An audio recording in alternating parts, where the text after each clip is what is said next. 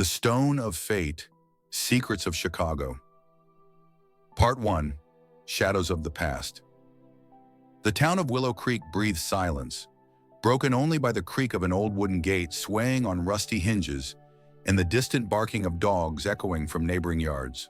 The sun, hidden behind thick gray clouds, cast a dim, almost ghostly light on the faded wooden fences lining the narrow streets, slick with mud from yesterday's rain. A cold, damp wind carried the scent of wet earth and decaying leaves, crunching underfoot. Sarah Miller sat on a wooden bench outside her house, clutching a ceramic mug of chamomile tea, still warm. The tea's soothing, delicate aroma wrapped around her like a soft blanket, transporting her to evenings with Grandma Mary, the only person who raised her after her parents' death in a car accident when Sarah was just 2 years old. Sarah, a 24-year-old with long, chestnut hair cascading in waves over her shoulders and eyes the color of a summer sky, felt her life slipping into monotony. Her gaze wandered to the fields beyond the town, where she once ran barefoot, laughing under the sun, while Grandma Mary called her home, holding a bowl of fresh cherries. Willow Creek was her home, but also a cage, its walls closing in tighter with each passing day. The house, built by her grandfather, smelled of old wood and beeswax from the candles Grandma Mary lit every evening. Knitted doilies, carefully placed on shelves, held the warmth of her hands, and the old stove in the corner hummed as if alive when Sarah stoked it with firewood. But without Grandma Mary, it all felt like mere scenery to an empty life. Her honors degree in tourism management, tucked away in a drawer of an old dresser, was the only evidence of the dreams she'd nurtured in her youth. During college, Sarah imagined herself in a bustling tourism agency office, planning trips to Florida, California, or even Japan. She pictured herself on the lively streets of New York, where the air smelled of fresh bagels, or on the golden beaches of Hawaii, where waves whispered tales of freedom. But Grandma Mary's illness, which confined her to bed, forced Sarah to set those plans aside. Days and nights spent by her grandmother's bedside, listening to her faint breathing and holding her hand, were filled with love, but also stole Sarah's future. Now, with Grandma Mary gone, she felt lost, like a ship without a compass in a stormy sea. Sarah adjusted the embroidered scarf she wore in memory of her grandmother.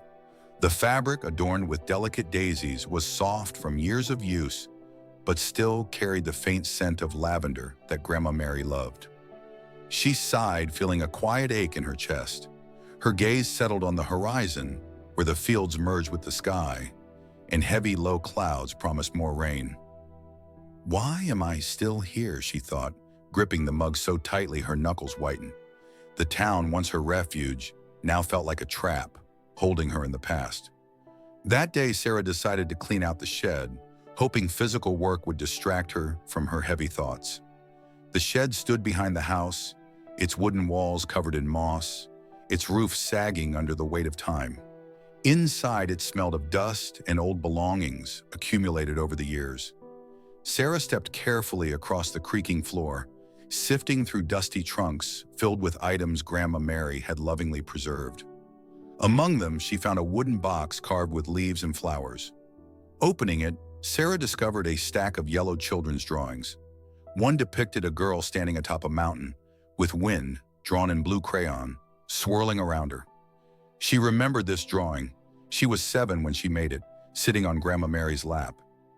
"You told me I could fly, Grandma," Sarah whispered, touching the faded paper. Her fingers trembled and tears welled in her eyes.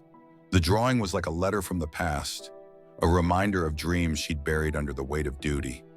She sat on an old stool, holding the drawing, and closed her eyes. Memories flooded in like a wave. She recalled running through fields, Grandma Mary teaching her to knit, and baking cherry pie together, filling the kitchen with laughter and sweet aromas. Grandma Mary always said, "Sarah, the world is big, and there's room for your dreams." But now, without her voice, Sarah felt adrift. She imagined living elsewhere, in a city where the bustle of streets drowned out the silence, where people hurried about their lives and opportunities waited around every corner.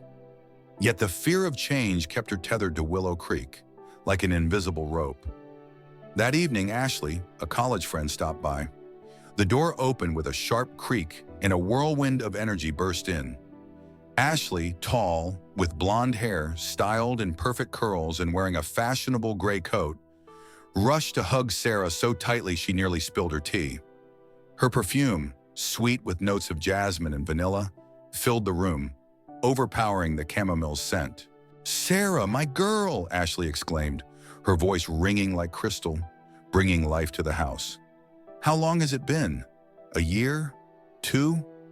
You're still the same, but I'm practically a Chicago star now."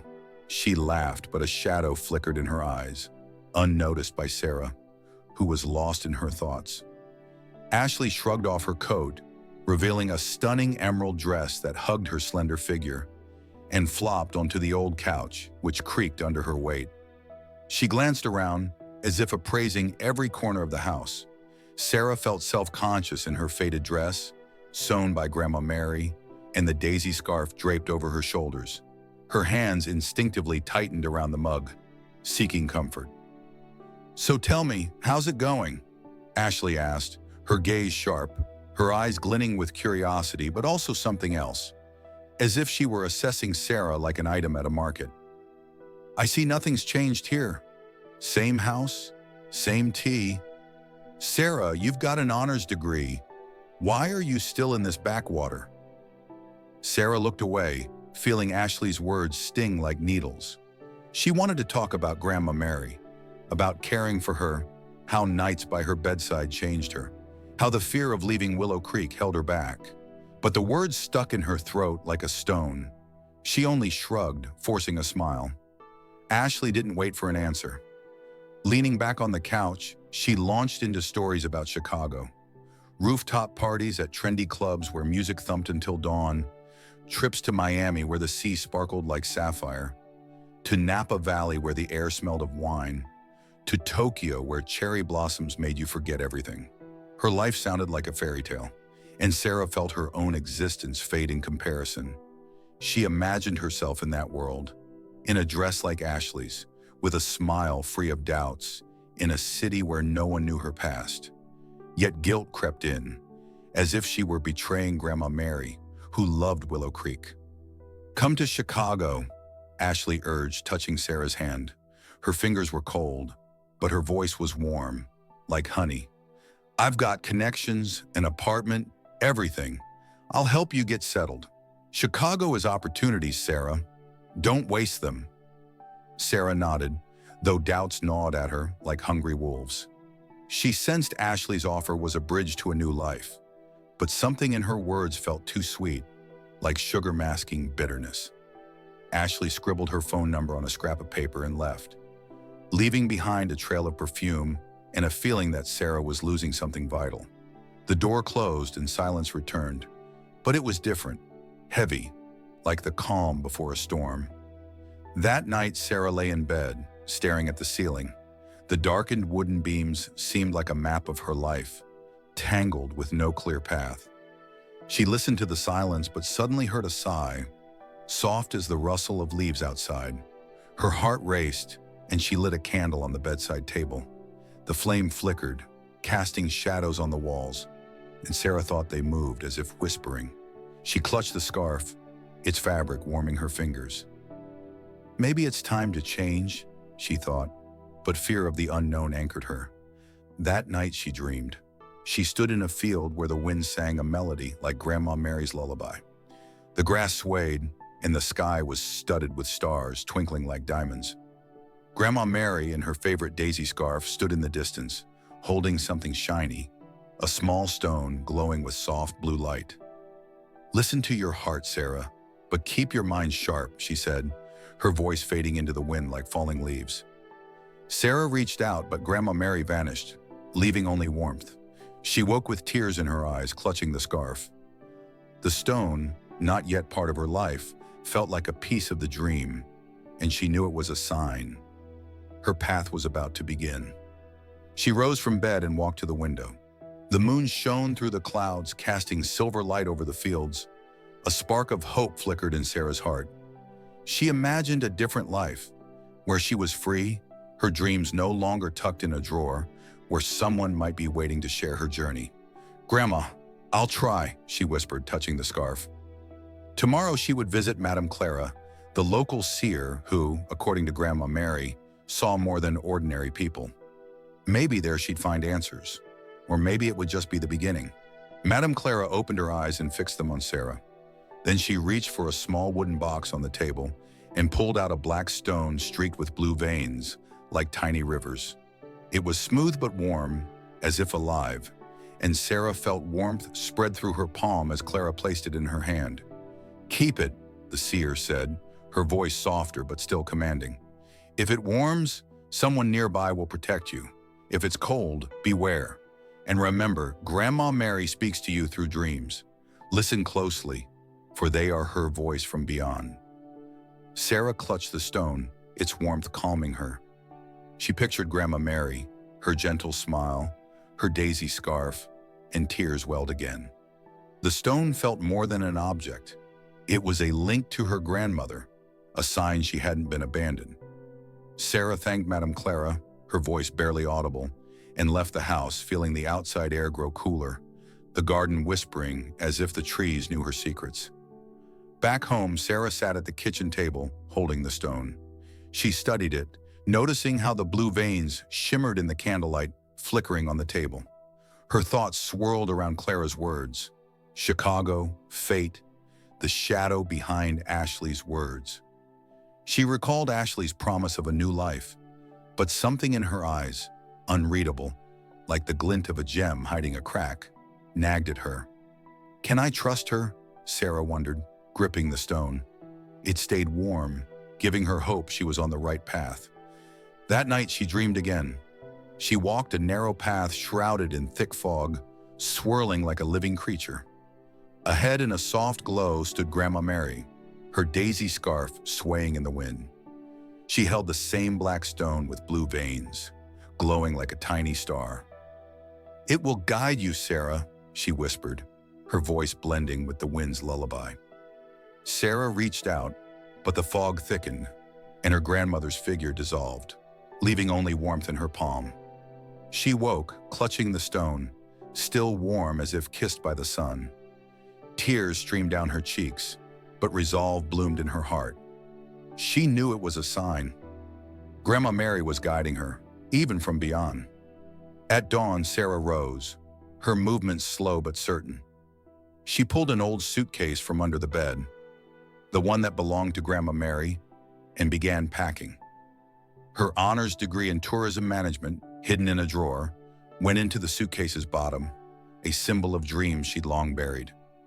Next to it, she placed the neatly folded daisy scarf in the stone, warm in her hand. She stood in the kitchen, gazing at the embroidered doilies, the old stove, the wooden table where she and Grandma Mary baked cherry pie. This house was her past, but Chicago called her to the future. Fear and hope battled in her heart like two wolves, but she knew staying in Willow Creek would betray not only herself, but also Grandma Mary, who believed in her dreams. Sarah took one last look at the house where she'd spent her life. Sunlight pierced the clouds, casting golden rays on the wooden walls and faded curtains. She remembered Grandma Mary sitting on the porch, telling stories of faraway lands, her eyes shining with hope. "I'll do it, Grandma," Sarah whispered, clutching the stone. She closed the door, her heart aching with sadness but quickening with anticipation. The path to the station was dewy, the air scented with fresh-cut grass. Sarah walked past the fields where she'd run as a child, feeling the wind whisper, "You're ready." At the old, weathered station, she bought a ticket to Chicago. The train's distant hum grew louder, and Sarah knew this was the start of a new path, one leading to the fate Madame Clara had foretold. Part 3. A New Life. The train rumbled like an old beast waking from a long slumber as Sarah Miller stepped onto the platform of Chicago Station.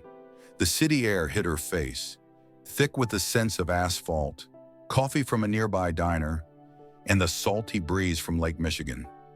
Skyscrapers loomed overhead, their glass surfaces reflecting the gray sky, while the streets buzzed with the hum of cars and the chatter of passers-by. Sarah gripped the handle of her grandmother's old suitcase, feeling the stone in her coat pocket gently warm her palm. That warmth was the only tether to Willow Creek, to the home where she'd left her past. Chicago felt like another world, loud, chaotic, but brimming with the possibilities she dreamed of while sitting on her grandmother's porch. Sarah rented a room in the house of Mrs. Vera, an elderly woman she found through an online ad. The house stood in a quiet Chicago neighborhood where old brick buildings nestled alongside small parks and fallen leaves littered the sidewalks. Mrs. Vera greeted her with a warm smile, her gray hair tied in a neat braid, her eyes shining with a kindness that reminded Sarah of Grandma Mary. "Come in, dear. Don't stand in the doorway," she said, holding a plate of cherry pie, its aroma filling the hallway. Sarah felt the tension in her chest ease. The room Mrs. Vera showed her was small but cozy, a wooden bed with an embroidered quilt, an antique nightstand, and a window overlooking a garden of maples. Sarah unpacked her belongings, her honors degree in tourism management, the daisy scarf, and the stone, which she placed on the windowsill. It glimmered in the evening sunlight like a tiny beacon. Her first days in Chicago were a whirlwind of contrasts. Sarah wandered the city, marveling at its rhythm. The subway roared underground, street musicians played saxophones, and Lake Michigan's waterfront sparkled under the sun. But amidst the clamor, she felt alone, like a small bird in a storm. She recalled Madame Clara's words, "Go to Chicago. Your fate awaits." But where was this fate?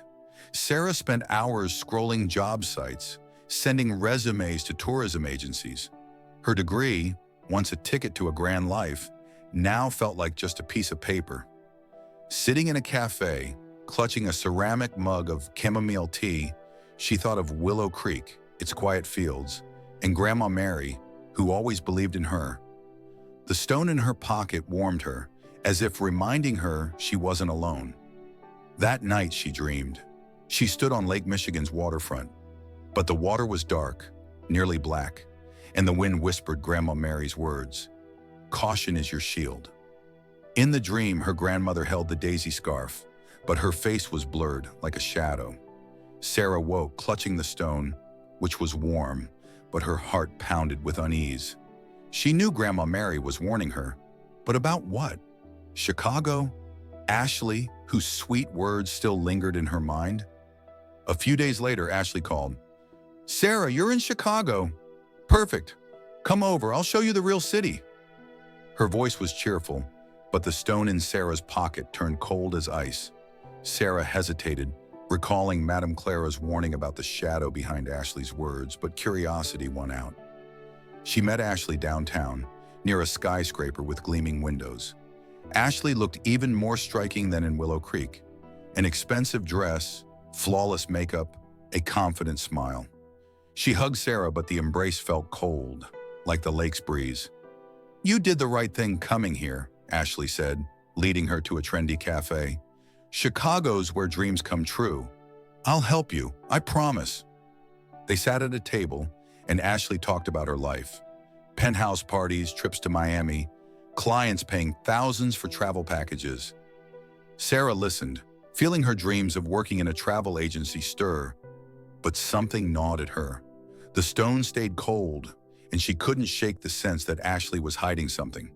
"Come to my place tomorrow," Ashley offered, scribbling her address on a napkin. "I'll show you how Chicago really lives." Back at Mrs. Vera's, Sarah found a young man sitting in the kitchen, eating a slice of cherry pie. "This is Ethan, my grandson," Mrs. Vera said proudly. Ethan was tall, with dark hair and warm brown eyes that felt genuine. "Hey, Sarah," he said, smiling. "Grandma says you're from Willow Creek. I've been there. Nice place." His voice was calm but carried strength. Sarah felt the stone in her pocket warm slightly, boosting her confidence.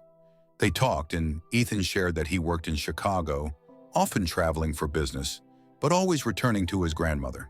"She makes the best cherry pie," he added, and Mrs. Vera laughed, waving her hand. That evening was the first in a long time that Sarah felt at home. She talked about Willow Creek, Grandma Mary, and her dreams of working in a travel agency. Ethan listened intently, his smile making her heart race. "You'll find your place, Sarah. he said, his words ringing with sincerity. The stone warmed her palm, as if confirming Ethan was someone she could trust. But as she went to bed, the dream of Grandma Mary returned. This time, her grandmother stood in a skyscraper's shadow, holding the glowing blue stone. "Don't trust sweet words," she whispered, her voice fading into the city's hum. Sarah woke, sensing Chicago held not only opportunities, but also dangers Madame Claire had warned of. Part 4. Temptations of the Big City. Sarah Miller sat at the small desk in her room at Mrs. Vera's house, scrolling through emails on her old laptop. Outside, Chicago pulsed with its relentless rhythm. Distant sirens blended with the rumble of the subway, and the evening sun painted the garden's maples golden. She had just received an email with a job offer. A small tourism agency downtown invited her to join as a junior manager. The salary was modest, but it was a first step toward the dream she'd nurtured in college. Sarah clutched the stone in her pocket, feeling its warmth, and smiled. "Grandma, I did it," she whispered, imagining Grandma Mary nodding with her gentle smile. The daisy scarf lay on the desk, its faint lavender scent mingling with the aroma of cherry pie Mrs. Vera had left in the kitchen. Her first day at work was a whirlwind of new impressions. The agency's office, squeezed between skyscrapers, was cramped, with faded posters of Hawaii and Paris on the walls.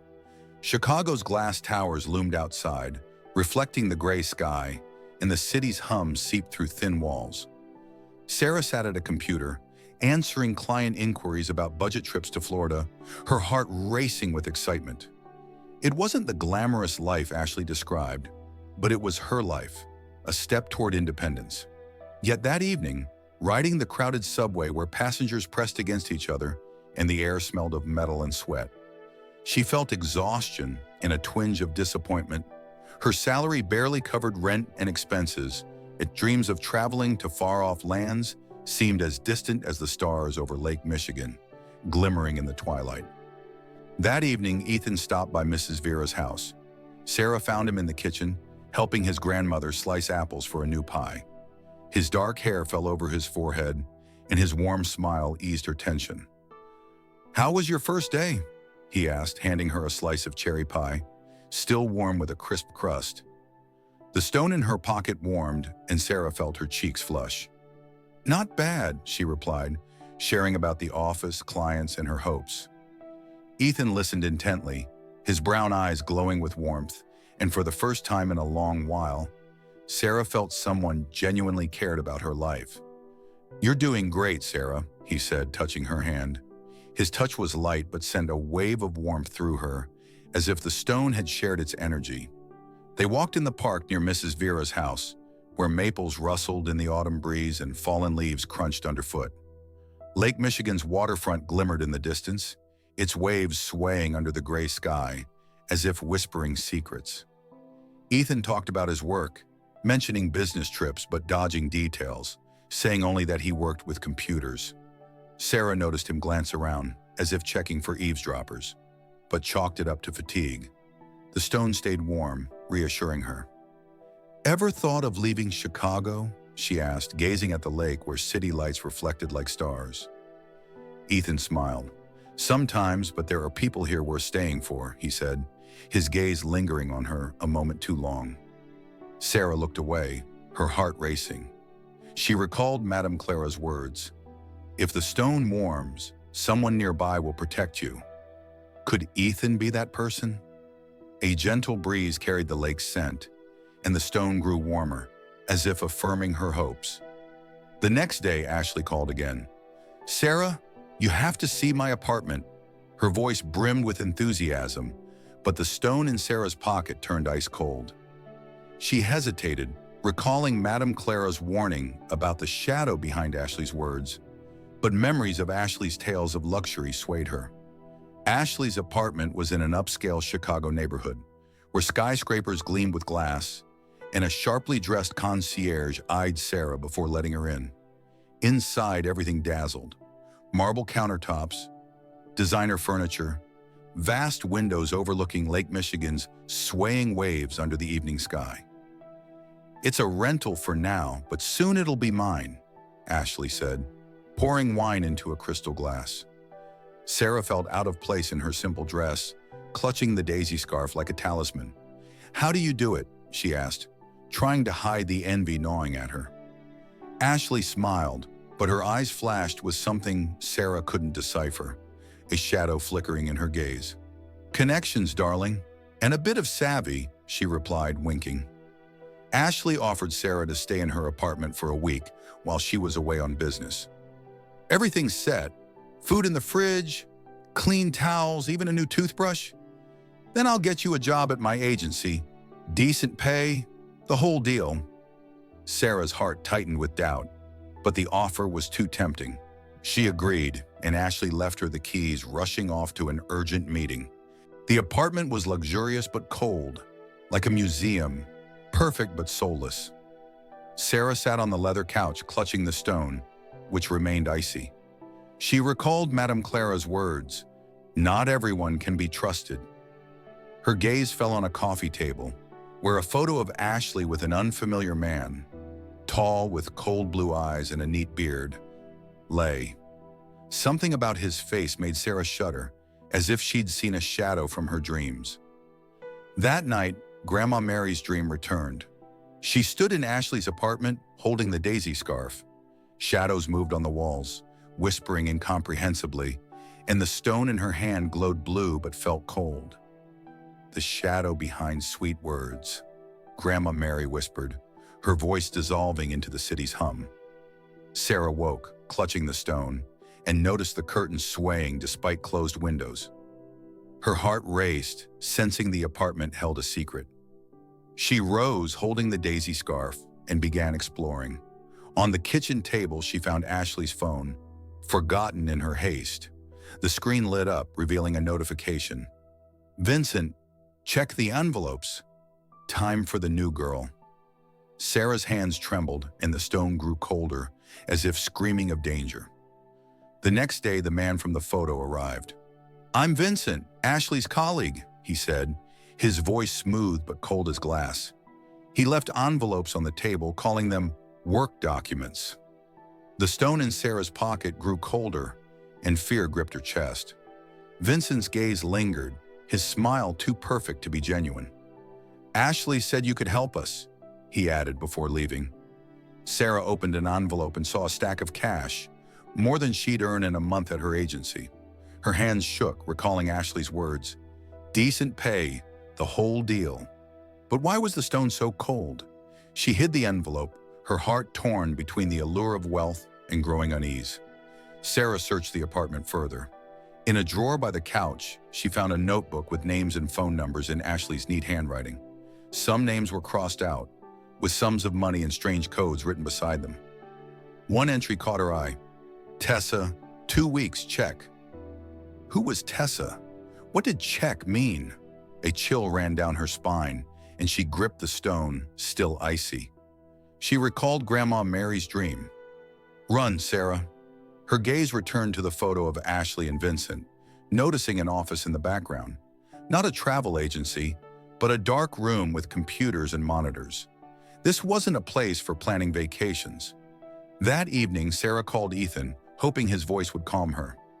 "Come to Grandma's? She's baking pie again," he offered, his warm tone melting some of her anxiety. Sarah agreed, feeling the stone warm as she thought of Ethan. At Mrs. Vera's, the cozy warmth felt like Grandma Mary's embrace. Ethan sat with her on the porch, sharing funny stories about his trips, and Sarah's doubts eased. They watched the stars twinkling over Chicago, and Ethan gently took her hand. "You look worried," he said, his voice soft but serious. Sarah shrugged, not daring to mention the envelopes or Vincent. "Just tired," she lied, but the stone warmed her palm, urging her to trust Ethan. Back at Ashley's apartment, Sarah couldn't sleep. She sat on the couch, clutching the daisy scarf, staring at Lake Michigan through the window. Its dark waves seemed as restless as her thoughts. She remembered Grandma Mary teaching her not to cling to soap scraps, trivial things tying her to the past. Was Ashley's wealth another soap scrap? Tempting but deceptive? Sleep overtook her, and she saw Grandma Mary again. This time, her grandmother stood by the lake, holding the glowing blue stone. "They're hiding the truth, Sarah," she whispered, as shadows behind her formed silhouettes of Ashley and Vincent. Sarah woke to a knock at the door. Her heart raced. Who could come at night? She clutched the stone, now icy, and cautiously approached the door. A young woman with a nervous gaze stood there. "I'm Tessa," she said, holding an envelope. "Ashley asked me to give this to you." Sarah's world tilted. The stone was freezing, and she knew the truth Ashley hid was about to unravel. Part 5, Shadows of Truth. Sarah Miller stood at the door of Ashley's apartment, clutching the stone, which felt cold as a shard of ice pulled from Lake Michigan.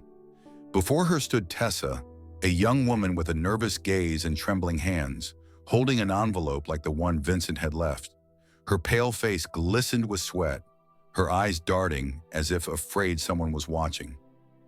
"Ashley asked me to give this to you," Tessa said, her voice quivering like leaves in an autumn wind. Sarah's heart pounded, the stone's chill piercing her palm. Outside, Chicago hummed. Skyscrapers gleamed in the twilight, and the distant lights of Lake Michigan's waterfront seemed cold and alien, like Vincent's eyes. She took the envelope, her fingers shaking, and invited Tessa inside. Something in her gaze, a mix of fear and desperation, made Sarah feel the truth she dreaded was standing at the threshold. They sat on the leather couch in Ashley's living room, where everything was perfect but soulless. Marble countertops, crystal glasses, a vast window framing the lake's dark, swaying waves. Sarah gripped the daisy scarf, trying to calm herself with its familiar lavender scent, but unease clung to her. "What's in the envelope?" she asked, her voice quiet but tense. Tessa looked away, her fingers nervously twisting the hem of her sweater. "It's for work," she mumbled, her words unconvincing. Sarah felt the stone grow colder, as if warning that the truth would hurt. "What kind of work?" she pressed, her heart tightening with anticipation. Tessa sighed, her shoulders slumping as if bearing an invisible weight. "Listen, Sarah, I don't know what Ashley promised you, but this isn't a travel agency," she said, her voice trembling but resolute. "She and Vincent, they make girls work on camera, undressing, doing whatever clients ask. And if someone wants more, escorting, parties, that's bigger money." Sarah felt the air leave her lungs, as if struck in the chest. Her thoughts swirled, recalling Ashley's promise of a decent salary and Vincent's icy stare. The stone in her hand was freezing, and her shock turned to fear. "You mean prostitution?" she whispered, her voice barely breaking through the ringing in her ears. Tessa nodded, tears filling her eyes. "They don't call it that. They say it's just online work. But if you refuse, they blackmail you. They have recordings of me. They threaten to send them to my family." She covered her mouth, stifling a sob. Sarah's heart clenched with horror and pity. She thought of the envelope stuffed with cash, the notebook with crossed-out names, the message on Ashley's phone. Time for the new girl? Was she the new girl? Her gaze fell on the photo of Ashley and Vincent on the table, and she felt the shadows from her dreams come alive, whispering warnings. That night, Sarah couldn't sleep. She sat on the couch, clutching the daisy scarf, staring at Lake Michigan, its waves swaying under moonlight as if hiding secrets. Ashley's apartment, once so luxurious, now felt like a trap. Cold, alien, as if the walls were watching. She gripped the stone, still icy, and recalled Madame Clara's words. Not everyone can be trusted. Her thoughts drifted to Willow Creek, to its quiet fields, to Grandma Mary, who always taught her to listen to her heart. But what do you do when your heart screams with fear? She remembered Grandma Mary's advice to discard soap scraps, trifles that anchor you to the past. Was Ashley's wealth another soap scrap, tempting but poisonous? Sleep overtook her suddenly. She stood on Lake Michigan's waterfront, but the water was black, and the wind whispered Grandma Mary's voice. "Run, Sarah. The shadow is near." Her grandmother held the daisy scarf, her face blurred, with shadows like Ashley and Vincent moving behind her. The stone in her hand glowed blue but felt cold as ice. Sarah reached for her grandmother, but the shadows thickened, and she woke, clutching the stone. The curtains swayed despite closed windows, and faint whispers came from the hallway. Her heart raced, and she knew she had to act. The next day, Sarah called Madame Clara, hoping the seer could help her make sense of it all. Sitting in a downtown Chicago cafe, clutching a ceramic mug of chamomile tea, she listened to Clara's raspy voice over the phone. "You're in trouble, girl," the seer said, her voice low but piercing. "The shadows I warned you about are close, but the stone will guide you. If it's warm, trust the one nearby. If it's cold, run." Sarah gripped the stone, still icy, and felt her throat tighten with fear. "I met a girl, Tessa. She said Ashley forces girls to—" Sarah couldn't finish, but Clara cut in. "I know. Trust the one who makes the stone warm. They're your salvation." Sarah thought of Ethan, his warm smile, his hand holding hers on Mrs. Vera's porch. The stone warmed when she thought of him, giving her hope. Back at Ashley's apartment, Sarah felt the walls closing in. She reopened the notebook from the drawer and saw another entry. Sarah M. Knew test loyalty. Her heart stopped. Ashley planned to ensnare her in this web, and Tessa was just one of many. Sarah's shock turned to anger. She recalled Ashley's promise of a decent salary, Vincent's gaze like he was appraising a product. But with anger came fear. What if she couldn't escape? Her thoughts were interrupted by a knock at the door. It was Tessa, her face paler than the day before. "I can't do this anymore," she whispered, her voice trembling. "They know I told you. If you don't join, they'll do to you what they did to me." Sarah felt her world crumble. She remembered Grandma Mary's words. "Listen to your heart, but keep your mind sharp." She knew she couldn't stay in this apartment, but where could she go? Her thoughts turned to Ethan. The stone warmed when she thought of him, the only thing giving her strength. She called him, her voice shaking as she asked him to meet at Mrs. Vera's. "I need your help," she said, and Ethan replied instantly, "I'll be there in an hour." His voice was calm but resolute, and Sarah felt the stone warm in her hand, as if confirming she'd made the right choice. At Mrs. Vera's house, the scent of cherry pie filled the air, and the kitchen's warmth contrasted with the chill of Ashley's apartment. Ethan sat across from Sarah, his brown eyes serious but warm.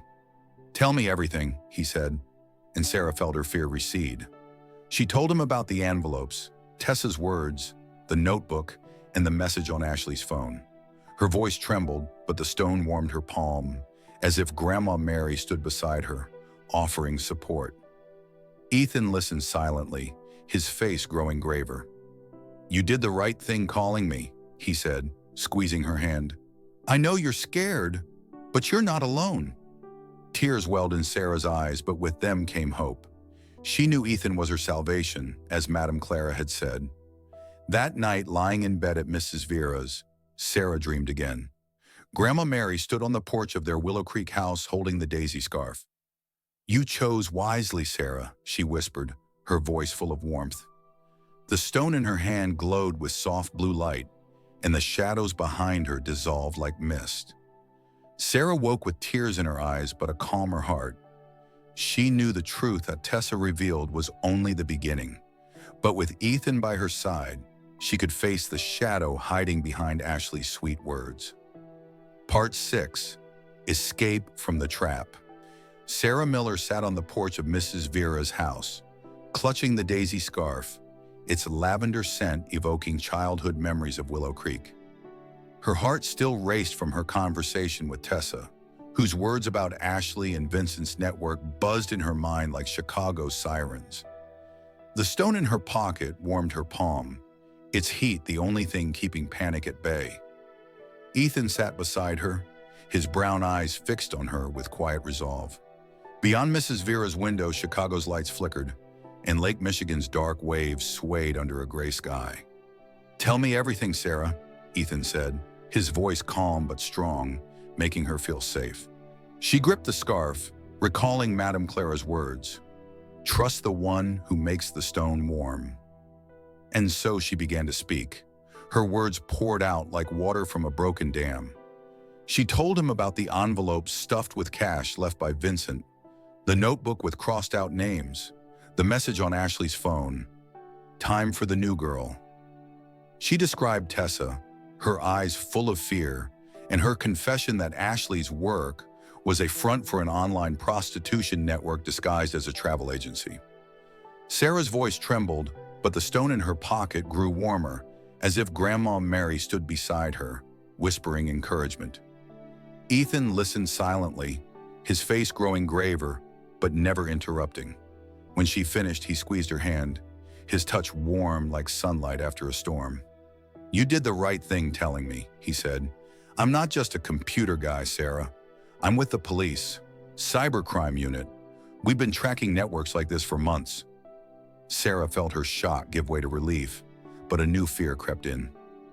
"Did you know about Ashley?" she asked, her voice soft, as if afraid to shatter her fragile hope. Ethan shook his head. "Not her specifically, but we knew a network was recruiting girls in Chicago with promises of easy money. You've given us a key."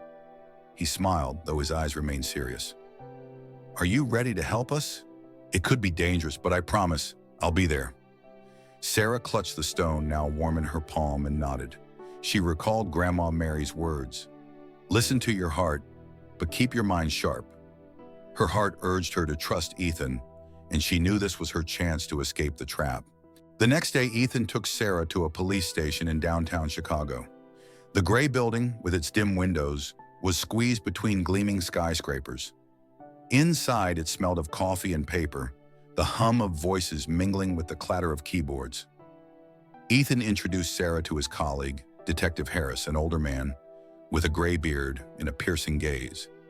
"Tell us everything you know," Harris said, and Sarah recounted her story. Ashley's apartment, the envelopes, the notebook, Tessa. She handed over Ashley's phone, found in the apartment, and the notebook with its cryptic entries. The stone in her pocket stayed warm, as if affirming she was on the right path. Detective Harris nodded, his face stern, but his eyes flashing with respect. "You're a brave girl," he said. "This will help us catch them." Sarah became a witness in the case. Ethan explained that her testimony and evidence, the phone and notebook, gave the police grounds for a search and arrest. He asked her to stay at Mrs. Vera's, avoiding Ashley's apartment until the investigation was complete. "They might suspect you know too much," he said, his voice laced with concern. Sarah nodded, feeling fear and hope wrestle in her chest. She returned to Mrs. Vera's house, where the scent of cherry pie filled the air, and the kitchen's warmth reminded her of Willow Creek. Mrs. Vera hugged her without asking questions, and Sarah felt tears well up. "You're like my grandmother," she whispered, and Mrs. Vera smiled, patting her cheek. That night, Sarah dreamed again. Grandma Mary stood on the porch of their Willow Creek house, holding the daisy scarf. Her face was clear, her eyes glowing with warmth. "You're strong, Sarah," she said, her voice soft as a summer breeze. The stone in her hand shone with gentle blue light, and the shadows that had chased Sarah in past dreams dissolved like mist. "Your path is clear, but trials lie ahead," Grandma Mary added, and Sarah woke with tears in her eyes but a calmer heart. She knew she'd made the right choice, trusting Ethan. A few days later, Ethan called with news. "We got them," he said, his voice filled with relief. Ashley and Vincent had been arrested in their downtown Chicago apartment. The police conducted a search and found evidence: computers with recordings, bank transfers, client lists. Ashley and Vincent were running an online prostitution network, recruiting girls like Tessa with promises of wealth. Tessa, too, had given testimony, freeing herself from their blackmail. Sarah felt a weight lift from her shoulders, but with relief came guilt. How had she trusted Ashley? How had she missed the shadow behind her sweet words? The stone in her pocket warmed, as if echoing Grandma Mary's advice. Don't cling to soap scraps. That evening, Ethan visited Mrs. Vera's house. They sat on the porch, holding hands, watching the stars over Chicago.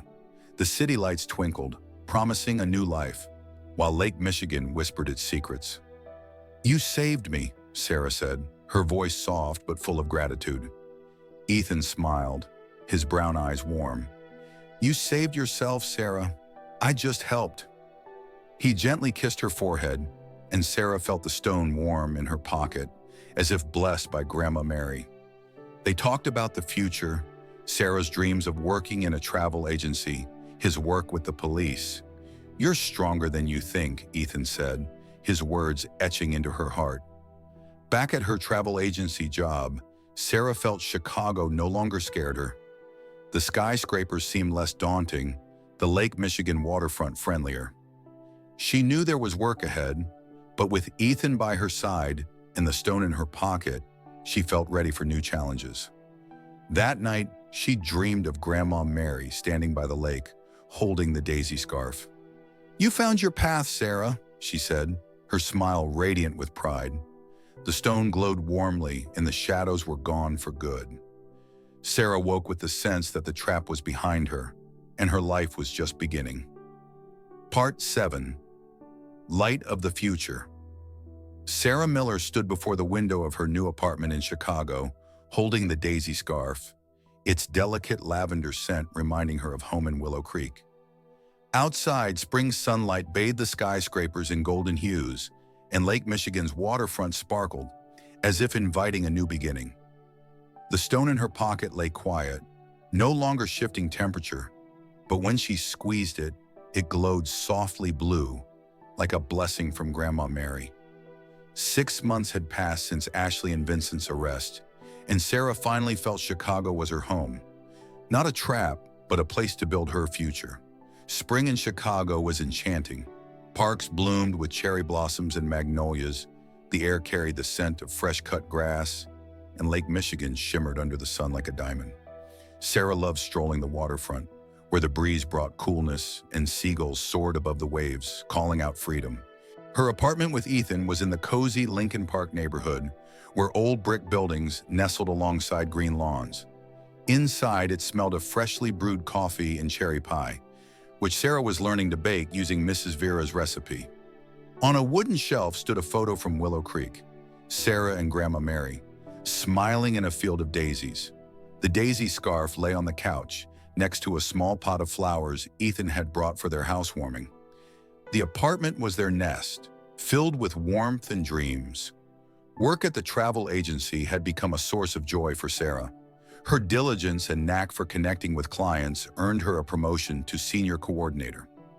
Mr. Thompson, her manager, with graying temples and a kind smile, handed her a letter with the offer saying, "You've proven you can handle anything, Sarah." The new salary allowed her to save for her dream, a travel agency offering tours to small towns like Willow Creek, where people could feel the warmth of a true home. She recalled Grandma Mary's words, "Don't cling to soap scraps, Sarah. Reach for the stars." The stars that once seemed unreachable above Lake Michigan now shone closer. That evening, Ethan came home with a bouquet of daisies, his dark hair tousled by the spring breeze, his brown eyes glowing with warmth. "For you, to remind you of Willow Creek," he said, and Sarah felt her heart swell, the stone in her pocket gently warming. They sat at their small kitchen table, where the scent of cherry pie lingered, and Ethan pulled out a small box. "I've been thinking about how to say this," he began, his voice soft but filled with tenderness. "Sarah, will you be my wife?" Sarah froze, her eyes brimming with joyful tears. She remembered how the stone warmed near Ethan, how Madame Clara had said, "He's your salvation." She nodded, and Ethan slipped a silver ring with a tiny blue stone, reminiscent of her talisman, onto her finger. "It's not a diamond, but I know you love simple things," he said, and Sarah laughed, hugging him so tightly she felt his heartbeat. Planning the wedding became their shared adventure.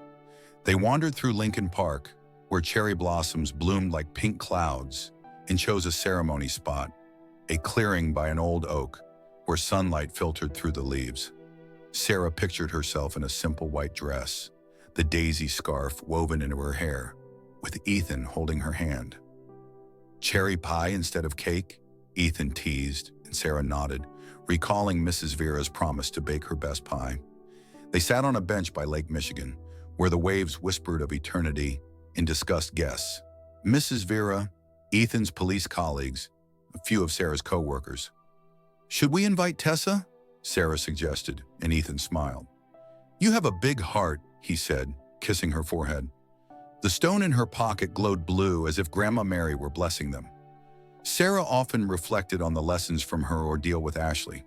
Her sweet words and promises of wealth had been a trap, but they taught Sarah to listen to her heart. She felt gratitude for Tessa, whose bravery helped uncover the truth, and for Ethan, who became her anchor. One day, Tessa called, her voice brimming with joy. "I got a job at a cafe, Sarah," she said. "It's not glamorous, but I'm free." "Thank you." Sarah felt warmth in her chest, tinged with a faint ache from memories of Ashley. She recalled Ashley's sparkling eyes hiding a shadow and thought how easy it was to be swayed by soap scraps, deceptive dreams of easy wealth. But the stone in her pocket warmed, reminding her she'd chosen the right path. Madame Clara visited Sarah at Mrs. Vera's house, bringing an old wooden box. "The stone has done its work," the seer said, her raspy voice warm. "It guided you through the darkness, and now you're in the light." She handed Sarah an amulet with a blue stone like her talisman. "Your Grandma Mary is proud of you," Clara added, and Sarah felt tears well up. She hugged the seer, sensing the mystical thread that had guided her through trials had led to peace. That night, Sarah had a final dream of Grandma Mary. They stood in a daisy field in Willow Creek, where the breeze swayed the flowers and sunlight bathed everything in gold. Grandma Mary held the scarf, her eyes shining with pride. "You found your path, Sarah," she said, her voice soft as a lullaby. The stone in her hand glowed with warm blue light, and the shadows that once chased Sarah were gone forever. "Don't be afraid to dream," Grandma Mary added, and Sarah woke smiling, holding the stone, which no longer changed temperature, but remained her talisman. At work, Sarah developed a project, a series of tours to small towns, where people could feel the warmth of a true home. Mr. Thompson approved it, saying, "This could transform our agency, Sarah." She felt her dream of owning an agency becoming reality. Her new life shone like the stars above the lake, and she was ready for it.